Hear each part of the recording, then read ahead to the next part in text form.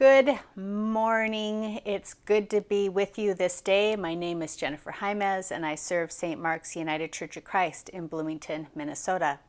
You might have noticed that I am recording this from home today rather than in our beautiful sanctuary. Last week, we gathered virtually for Easter Sunday and we celebrated with music and song, and we proclaimed that Christ is risen. Christ is risen indeed, and it was a wonderful service.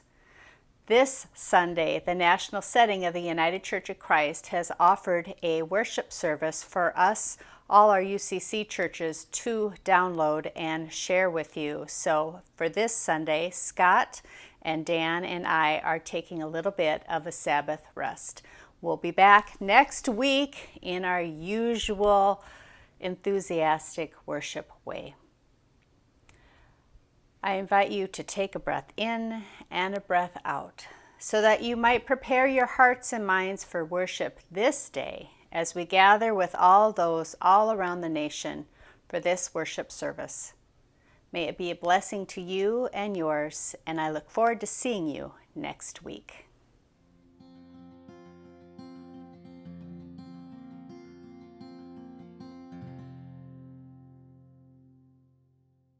Hello, church. My name is Elizabeth Dilly, and I serve as minister and team leader for the Ministerial Excellence Support and Authorization Ministry team here in the national setting of the United Church of Christ. On behalf of the national setting and the Council of Conference Ministers, I want to invite you to enjoy this simple worship service where we hear some testimony to tangible elements of the resurrection in this season. And we look with hope to what lies ahead in our faith, in our life, and in the world. I'm so glad you could join us today.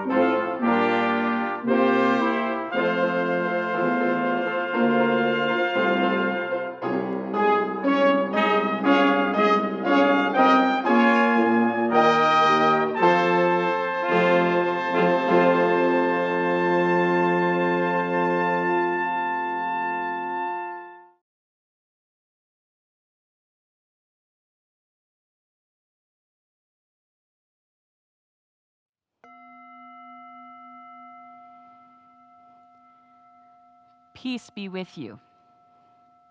The land drips with violence. People rage with contempt. Even the air spins a path of destruction. How can we claim peace in a time like this? Peace be with you.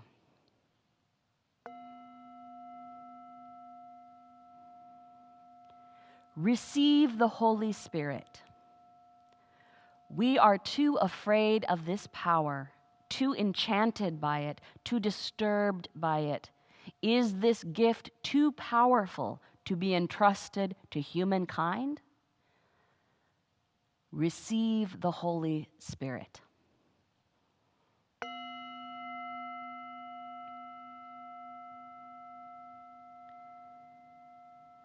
See my hands. We do not want to see the wounds of the world. There are too many names to recall, too many places scored by violence. Why will you not let us forget? See my hands.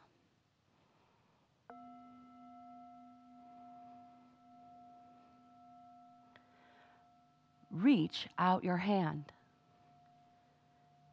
We are so bound up in your love, O Christ, that your peace, your spirit, even your pain will not let us go.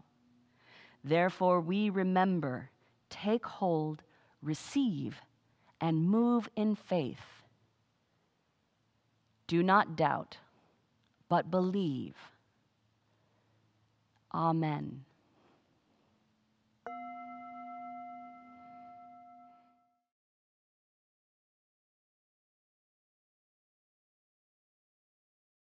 A reading from the Gospel of John, chapter 20, verses 19 through 31.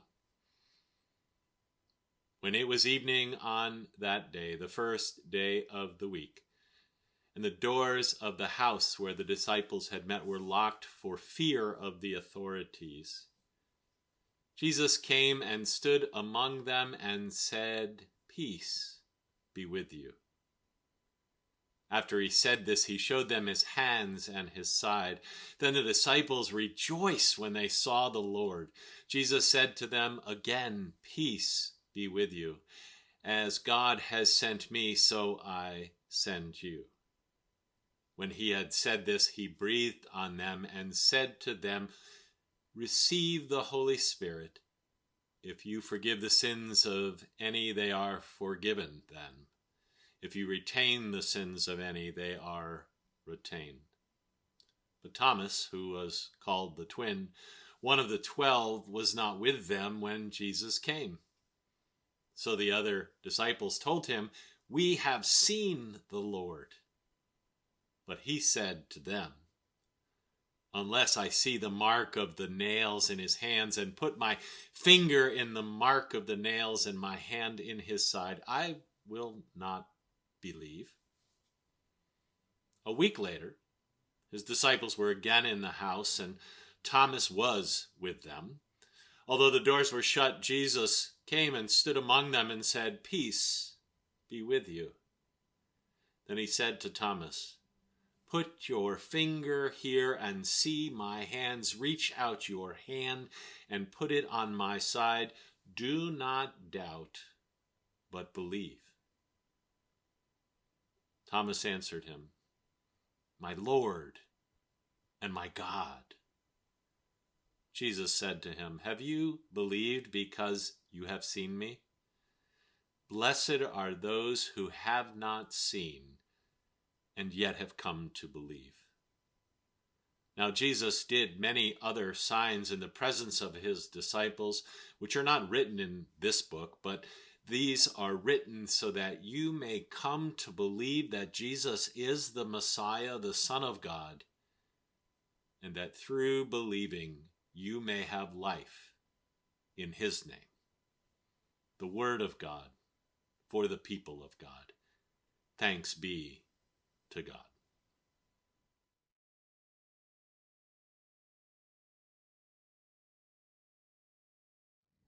In today's text, the disciple Thomas yearned for a physical, tactile sign of Christ's resurrection.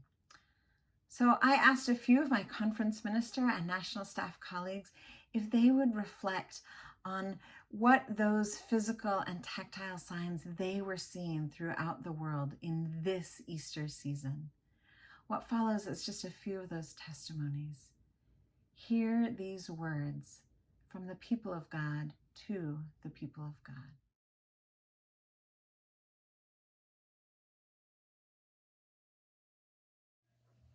Good evening. I am the Reverend Dr. Edward Davis. I serve as the Conference Minister of the Southern Conference, United Church of Christ. In this Easter season, we are reminded in John's Gospel of the story of the doubting Thomas. Thomas was the disciples who did not show up with the other disciples after Jesus had been resurrected. And Thomas said to the disciples after hearing that Jesus had risen, he said that unless I see the physical evidence, unless I'm able to touch him, to touch the wounds, unless I'm able to see those wounds, I will not believe it. Well, Jesus shows up on another occasion, and yes, Thomas was there. And Jesus says, Thomas, touch my hand, touch my wounds.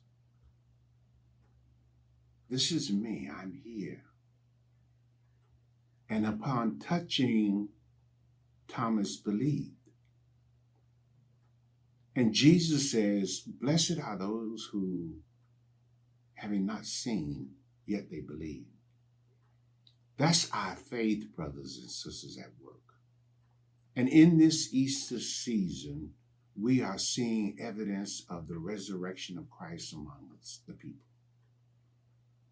We are seeing people being vaccinated. We are seeing people returning to work. We are seeing, yes, the lifting up from depression, and we're seeing evidence of Christ among the people. Can you not believe that we will be restored? Can't you not believe that there will be a resurrection in our society, even now as we speak? But we have to have faith. Even though we do not see the physical evidence of a restoration or a resurrection in our society, we must believe that we will be resurrected in spirit. And so no matter how bad things are in your life right now, you are right around the corner from a resurrection. So I leave you with this prayer. May the light of God surround you, the love of God enfold you, the power of God protect you, and the presence of God watch over you. Always remember that no matter where you are, having not seen, you believe that God is there. God bless you. Thank you.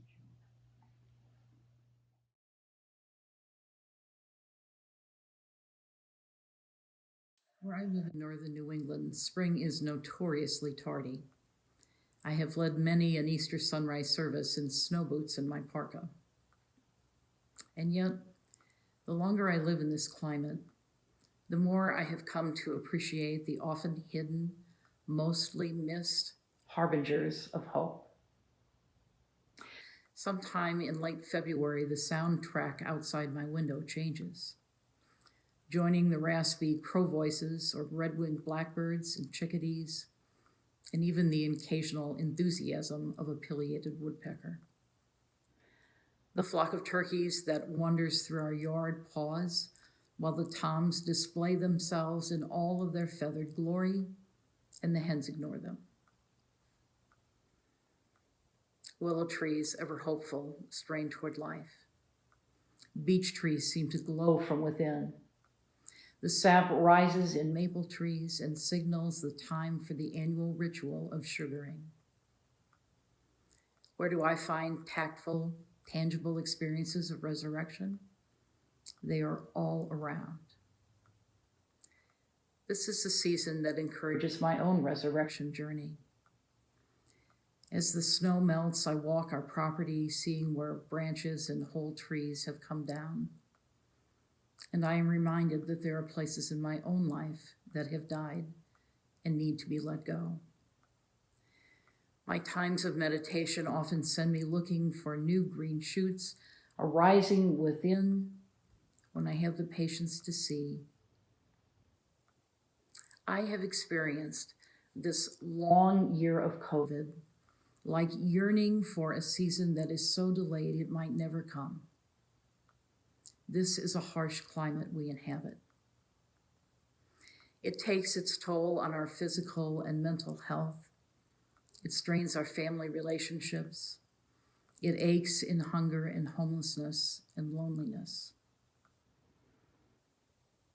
And yet, even here are the small, easily missed signs that point us to resurrection. I sometimes imagine Thomas as a Vermonter who understands things best when they are in his hands. If resurrection is real, then it must be something to see and hear, taste and smell. It must be felt in the changing winds when the turning of the seasons evokes an answering cry in our souls. The signs of resurrection are here for the finding. Tucked in neglected corners, shining an array of sunlight, tugging at us in a child's cry. Even in this difficult time, even now.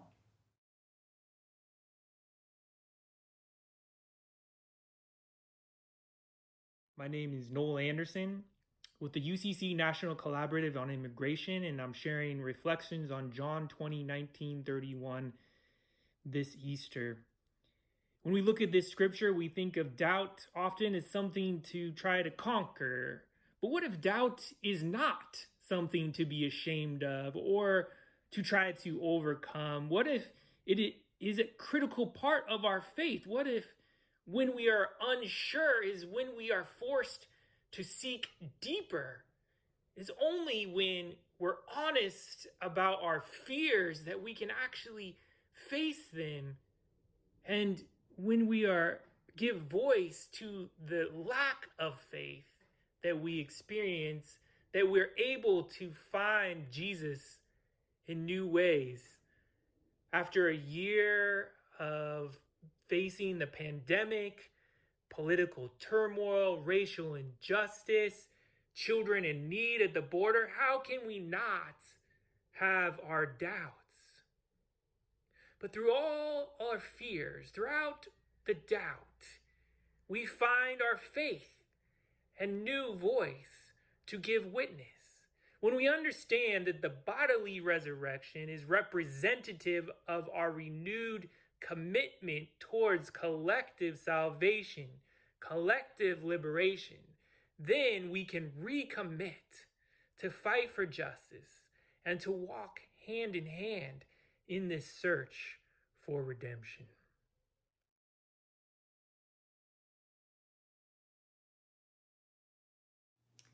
As the United Church of Christ, Minister for Disabilities and Mental Health Justice, I like to say that I preach with the Bible in one hand and disability theology in the other.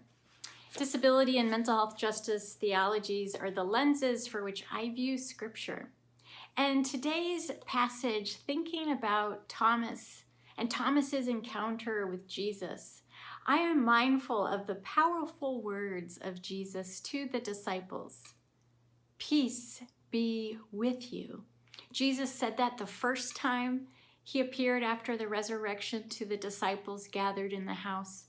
And Jesus says it again the second time Jesus appears. Jesus says, peace be with you. And the second time Thomas is there to hear these powerful words of peace. Where I see the power of God's love and liberation is in the encounter Thomas has with the risen Savior. For through the lens of disability theology and through the interpretation of Nancy Eastland, she tells us that there, Thomas and others encounter a God fully embodied in the experience of being a whole person. That there, God in Christ is fully human, showing up with hands and feet that are impaired, revealing to us the disabled God.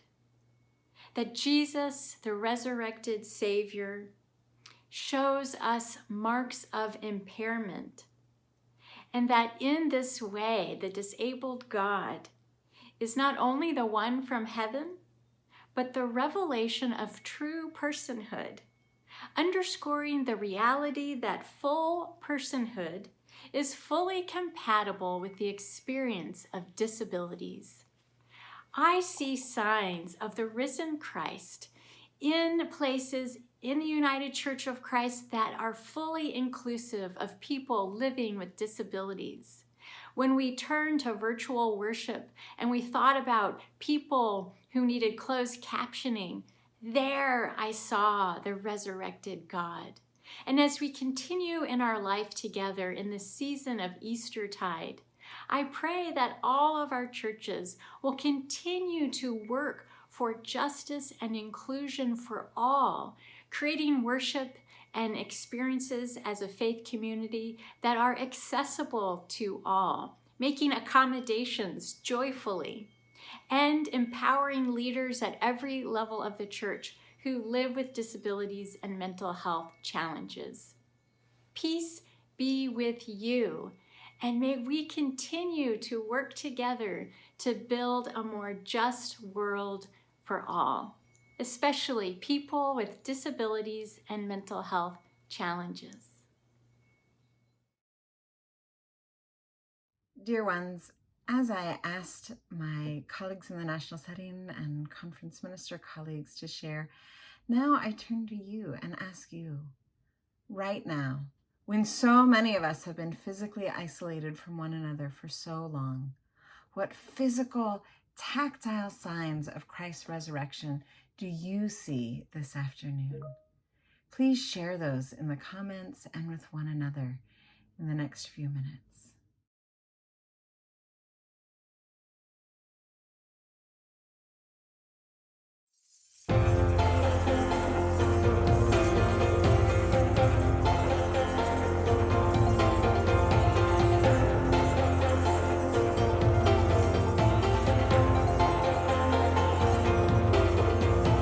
Rise of peace eternal within our hearts.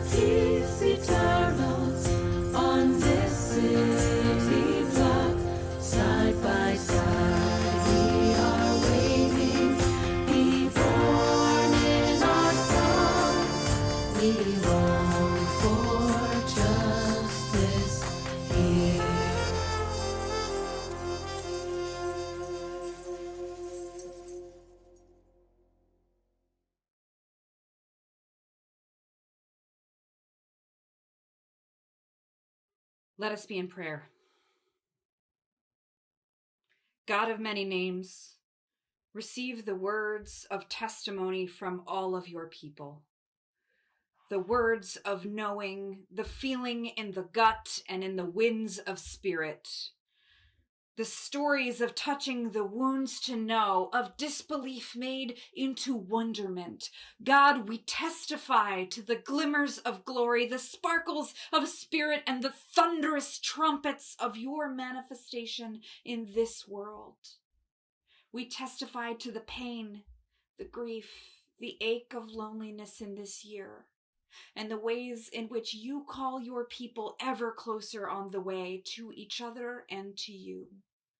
And alongside the risen Christ, we testify that this world can and will move ever closer to the world we imagine for the sake of our ancestors and the hope of our children. Amen. And now, beloveds of God, siblings and sisters and brothers in this work, go now, witness to the glory of the risen Christ. And where the road is rough, when doubt seeks to overcome all faith, let's take turns to testify to the love eternal in the world today and all days. Amen.